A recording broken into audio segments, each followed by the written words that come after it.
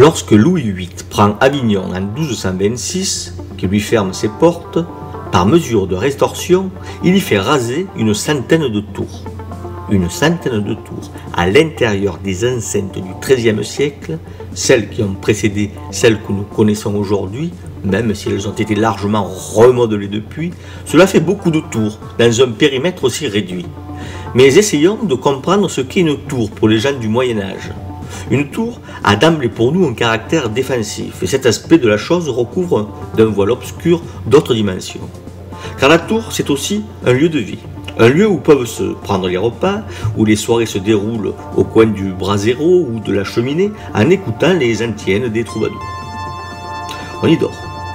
Si l'essentiel de la vie, même celle des élites, se déroule à l'extérieur, la tour est donc la demeure, le refuge des élites citadines, qu'elles soient commerçantes, intellectuelles ou guerrières.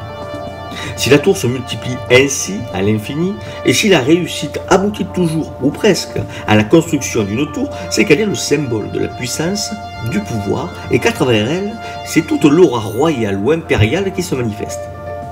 Mais cela n'étonnera personne. Tant aujourd'hui encore, être châtelain renvoie à un statut social très élevé, même si ce n'est pas toujours le cas. Alors, lorsque Louis VIII prend la tête de l'Ost le 17 mai 1226 pour arriver devant les murs d'Avignon le 28 mai, et qu'il se voit refuser l'entrée dans la ville qu'il veut purger des hérétiques, il fait prendre la ville d'assaut. S'il fait ensuite détruire toutes les tours, c'est pour d'abord punir les élites de la ville, et c'est aussi, d'une certaine manière, pour la rabaisser dans l'ordre du monde en la décapitant de toutes ces flèches qui montaient au ciel. Cet épisode se déroule aussi sur le tissu des luttes de pouvoir qui opposent la royauté aux villes que l'autonomie acquise au siècle précédent pousse à s'affirmer de plus en plus.